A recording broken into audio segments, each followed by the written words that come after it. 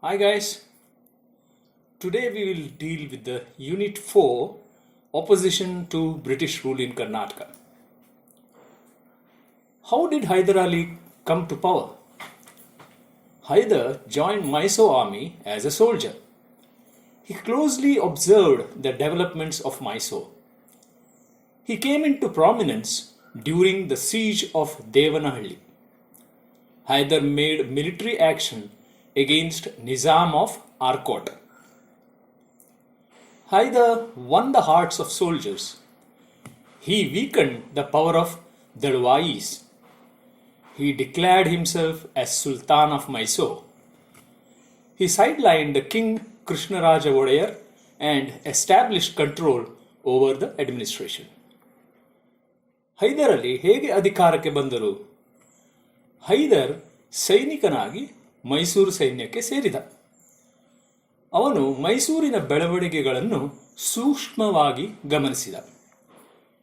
ದೇವನಹಳ್ಳಿ ಮುತ್ತಿಗೆಯ ಸಂದರ್ಭದಲ್ಲಿ ಅವನು ಪ್ರಾಮುಖ್ಯತೆ ಪಡೆದನು. ಆರ್ಕಾಟ್ನ ನಿಜಾಂ ವಿರುದ್ಧ ಹೈದರ್ ಮಿಲಿಟರಿ ಕ್ರಮ ಕೈಗೊಂಡ. ಹೈದರ್ ಸೈನಿಕರ ಹೃದಯಗಳನ್ನು ಗೆದ್ದನು. ಚುರುಕಿನ ಸೈನಿಕ ಕಾರ್ಯಾಚರಣೆಗಳ ಮೂಲಕ ದಳವಾಯಿಗಳ ಶಕ್ತಿಯನ್ನು ದುರ್ಬಲಗೊಳಿಸಿದರು. ಅವರು ತಮ್ಮನ್ನು ಮೈಸೂರಿನ ಸುಲ್ತಾನ್ ಎಂದು ಘೋಷಿಸಿಕೊಂಡರು. ಅರಸರಾಗಿದ್ದ ಕೃಷ್ಣರಾಜ ಒಡೆಯರನ್ನು ಮೂಲೆಗುಂಪಾಗಿರಿಸಿದರು ಮತ್ತು ಮೈಸೂರಿನಲ್ಲಿ ಏಳಿಗೆ ಹೊಂದಿದರು. Explain about first ಆಂಗ್ಲೋ-ಮೈಸೂರ್ war. The war started in 1767 and ended in 1769. It was fought between Hyder and the British. Rise of Hyder Ali in the south was not tolerated by the British, Marathas and the Nizam of Hyderabad. A tri-party alliance emerged against Hyder.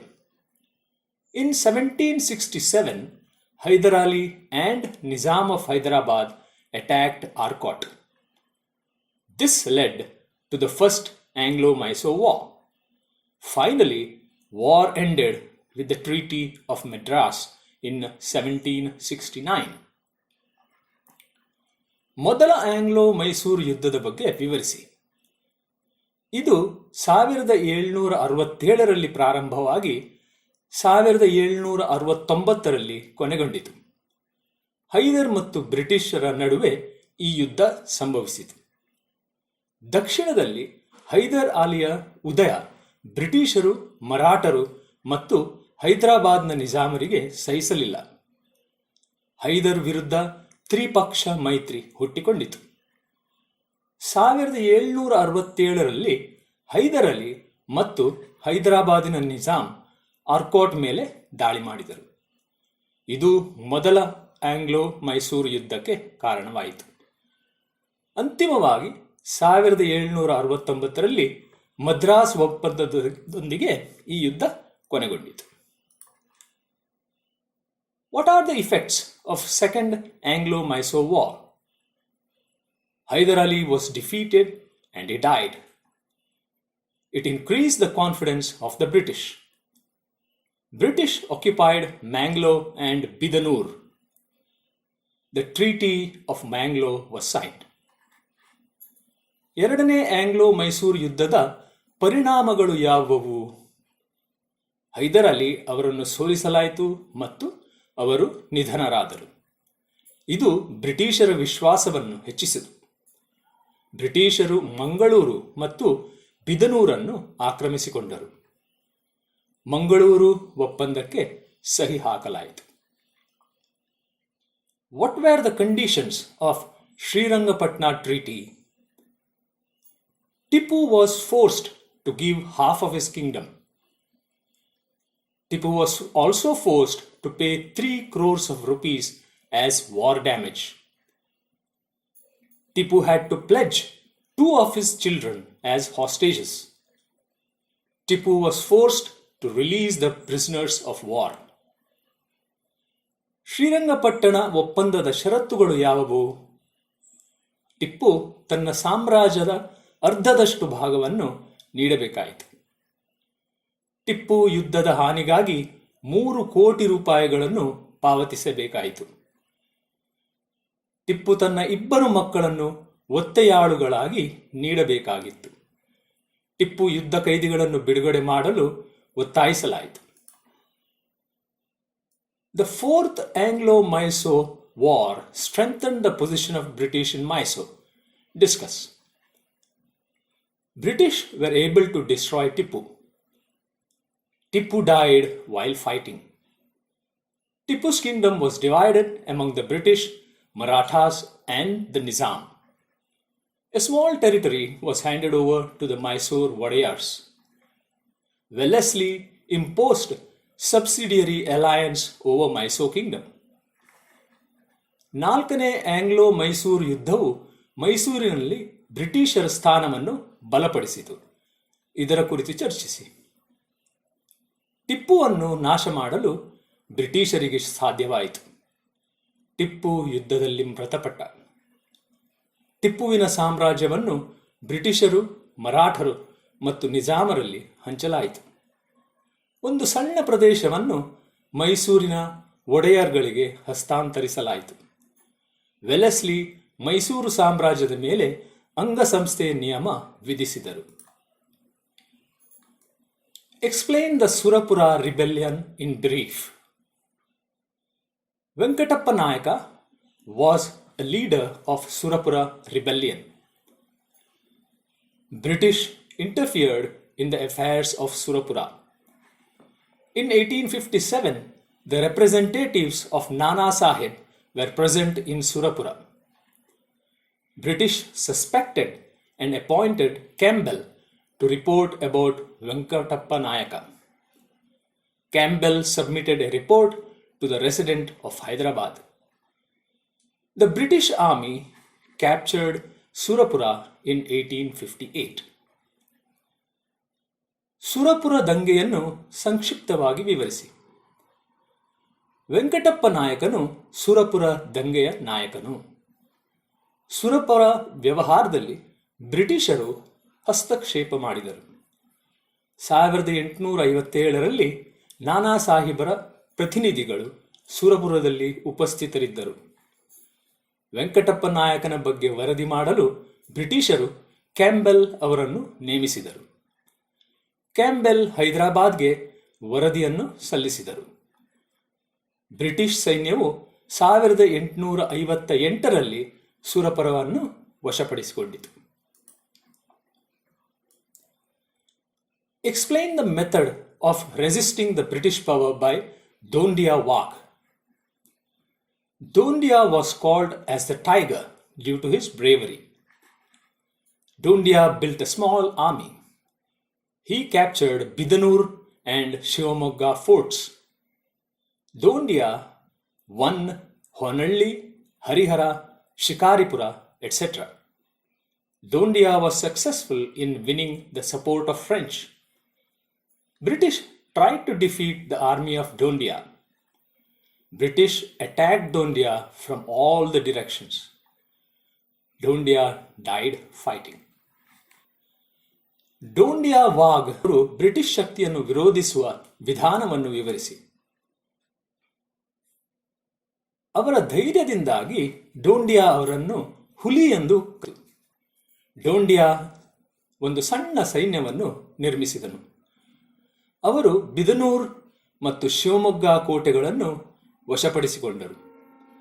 ಡೋಂಡಿಯಾ ಹೊನಲ್ಲಿ, Harihara, Shikaripura ಇತ್ಯಾದಿಗಳನ್ನು ಗೆದ್ದರು. French ಬೆಂಬಲವನ್ನು ಗೆಲ್ಲುವಲ್ಲಿ ಡೋಂಡಿಯಾ ಯಶಸ್ವಿಯಾದರು. ಬ್ರಿಟಿಷರು ಡೋಂಡಿಯಾ ಸೈನ್ಯವನ್ನು ಸೋಲಿಸಲು ಪ್ರಯತ್ನಿಸಿದರು. ಬ್ರಿಟಿಷರು ಎಲ್ಲಾ ದಿಕ್ಕುಗಳಿಂದಲೂ ಡೋಂಡಿಯಾ ಮೇಲೆ ದಾಳಿ ಮಾಡಿದರು. ಡೋಂಡಿಯಾ ಆ ಹೋರಾಟದಲ್ಲಿ ಮೃತಪಟ್ಟರು. Explain the role of Rani Chennamma in liberating Kittur. Chennamma was a queen of Kittur. After the death of her son, Chennamma adopted Shivalingappa. Chennamma started to rule Kittur. Chennamma was not permitted to adopt a son. Thackeray sent a report to the governor of Bombay and attempted to take over Kittur kingdom. Chennamma considered war as inevitable. British attacked Kittur. Kittur army fought bravely. Kittur ವಿಮೋಚನೆಯಲ್ಲಿ ರಾಣಿ ಚೆನ್ನಮ್ಮನ ಪಾತ್ರ ವಿವರಿಸಿ.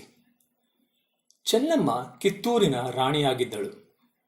ಮಗನ ಮರಣದ ನಂತರ ಚೆನ್ನಮ್ಮ ಶಿವಲಿಂಗಪ್ಪನನ್ನು ದತ್ತು ಪಡೆದರು. ಚೆನ್ನಮ್ಮ ಕಿತ್ತೂರನ್ನು ಆಳಲು ಪ್ರಾರಂಭಿಸಿದಳು. ಮಗನನ್ನು ದತ್ತು ತೆಗೆದುಕೊಳ್ಳಲು ಚೆನ್ನಮ್ಮನಿಗೆ ಅನುಮತಿ ಇರಲಿಲ್ಲ. ಠಾಕ್ರೆ ಬಾಂಬೆ ರಾಜ್ಯಪಾಲರಿಗೆ ವರದಿಯನ್ನು ಕಳಿಸಿದರು ಮತ್ತು ಕಿತ್ತೂರು ಸಾಮ್ರಾಜ್ಯವನ್ನು ಸ್ವಾಧೀನಪಡಿಸಿಕೊಳ್ಳಲು ಪ್ರಯತ್ನಿಸಿದರು. ಚೆನ್ನಮ್ಮ ಯುದ್ಧವನ್ನು ಅನಿವಾರ್ಯವೆಂದು ಪರಿಗಣಿಸಿದರು. ಬ್ರಿಟಿಷರು ಕಿತ್ತೂರಿನ ಮೇಲೆ ದಾಳಿ ಮಾಡಿದರು. ಕಿತ್ತೂರು ಸೇನೆ ಧೈರ್ಯದಿಂದ ಹೋರಾಡಿತು. Chennamma was defeated and captured by British. Chennamma was imprisoned in Bailahongala fort and she died there later. ಚೆನ್ನಮ್ಮನನ್ನು ಬ್ರಿಟಿಷರು ಸೋಲಿಸಿದರು ಮತ್ತು ವಶಪಡಿಸಿಕೊಂಡರು. ಚೆನ್ನಮ್ಮನನ್ನು ಬೈಲಹೊಂಗಲ ಕೋಟೆಯಲ್ಲಿ ಸೆರೆಯಾಳಾಗಿ ಇರಿಸಲಾಗಿತ್ತು ಮತ್ತು ಅವರು ನಂತರ ಅಲ್ಲಿಯೇ ನಿಧನರಾದರು. Explain the method adopted by Rayanna to fight the British. Rayanna was a brave soldier. Rayanna developed a sense of nationalism. Rayanna went on organizing an army. Rayanna organized secret meetings. Rayanna aimed at looting the treasury. Rayanna looted the taluk offices of the British. ಬ್ರಿಟಿಷರ ವಿರುದ್ಧ ಹೋರಾಡಲು ರಾಯಣ್ಣ ಅಳವಡಿಸಿಕೊಂಡ ವಿಧಾನವನ್ನು ವಿವರಿಸಿ. ರಾಯಣ್ಣ ಒಬ್ಬ ಧೈರ್ಯಶಾಲಿ ಸೈನಿಕ. ರಾಯಣ್ಣ ರಾಷ್ಟ್ರೀಯತೆಯ ಪ್ರಜ್ಞೆಯನ್ನು ಬೆಳೆಸಿಕೊಂಡರು.